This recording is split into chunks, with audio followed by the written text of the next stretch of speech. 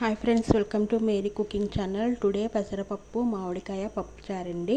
Taste అయితే చాలా బాగుంటుంది. పెసరపప్పు ఆరోగ్యానికి ఎంతో మంచిదండి. త్వరగా ఉడుకుతుంది, తేలిగ్గా జీర్ణమవుతుంది. పప్పును వేయించి గంట సేపు నానబెట్టడం వలన గ్యాస్ ట్రబుల్ రాకుండా ఉంటుందండి. ఇంగువను కూడా ఉపయోగిస్తే ఆరోగ్యానికి ఎంతో మంచిదండి. పెసరపప్పును తీసుకోవడం వల్ల ఇమ్యూనిటీ పవర్ పెరుగుతుందండి. రక్తహీనత ఉన్నవారు పెసరపప్పు తినడం మంచిది. పెసరపప్పులో సోడియం ఉండడం వల్ల బీపీని తగ్గిస్తుంది. పెసరపప్పు ఉపయోగించడం వలన వేడిని తగ్గించి శరీరానికి చలువనిస్తుంది. ఈ ఎండాకాలంలో పెసరపప్పు తరచూ మనం యూజ్ చేయడం ఎంతో మంచిదండి. పెసరపప్పులో B1, B2 పిండి పదార్థాలు, ప్రోటీన్స్, కొవ్వు, కాల్షియం, ఇనుము, పొటాషియం, సోడియం లాంటి పోషకాలు ఉంటాయండి.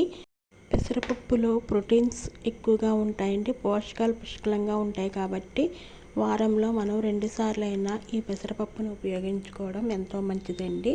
పచ్చి మామిడికాయను కూడా మనం తరచూ ఉపయోగించుకోవాలండి. యాంటీ ఆక్సిడెంట్స్ ఎక్కువగా ఉండడం వలన లివర్ ఆరోగ్యంగా ఉంచుతుంది. పచ్చి మామిడిలో విటమిన్ E, విటమిన్ C అధికంగా ఉంటుందండి. విటమిన్ C అధికంగా ఉండడం వల్ల రక్తహీనతను దూరం చేస్తుంది. పచ్చి మామిడిని మనం తరచూ తీసుకోవడం వల్ల రోగనిరోధక శక్తి బలపరుస్తుంది, రోగనిరోధక శక్తి పెంచుతుంది. ఫైబర్ ఎక్కువగా ఉంటుంది. హిమోగ్లోబిన్ స్థాయిని పెంచడానికి ఉపయోగపడుతుంది మామిడికాయ కనుక ఈ వేసవిలో మనం మామిడికాయని తీసుకోవడం ఆరోగ్యానికి ఎంతో మంచిది.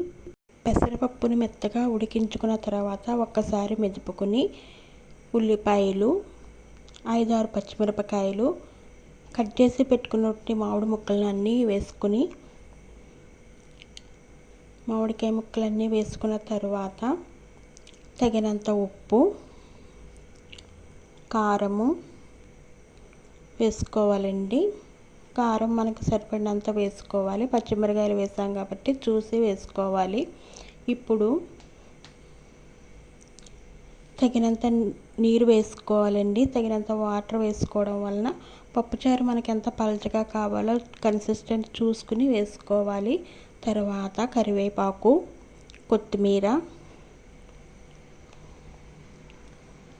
వేసుకుని స్టవ్ మీద పెట్టి 5 నుంచి 10 నిమిషాల వరకు పెసరపప్పు మామిడికాయ పప్పుచారును బాగా మరిగించుకోవాలండి. ఇలా మరిగించుకోవడం వల్ల ఉల్లిపాయ, మామిడికాయ ముక్కలు, పచ్చిమిరపకాయ ముక్కలు కూడా మనకి ఉడుకుతాయండి. ఎంతో టేస్టీగా పెసరపప్పు మామిడికాయ పప్పుచారు రెడీ అవుతుందండి. ఇప్పుడు తాలింపు వేసుకుంటే పెసరపప్పు మామిడికాయ పప్పుచారు మరింత టేస్ట్ పెరుగుతుంది. బాణీ పెట్టుకుని ఆయిల్ హీట్ ఎక్కిన తర్వాత పోపు గింజలు, ఎండుమిరపకాయలు, మజ్జిమిరపకాయలు, వెల్లుల్లిపాయలు, కరివేపాకు వేసుకుని బాగా వేపిన తర్వాత ఇంగువను కూడా వేసుకోవాలండి. ఇంగువను వేసుకోవడం వల్ల టేస్ట్ బాగుంటుంది, ఆరోగ్యానికి కూడా మంచిది. Please Mary cooking channel please subscribe చేసుకోండి, లైక్ చేయండి, షేర్ చేయండి, కామెంట్ చేయండి. ఓకే అండి, బాయ్ అండి, థ్యాంక్ యూ సో మచ్.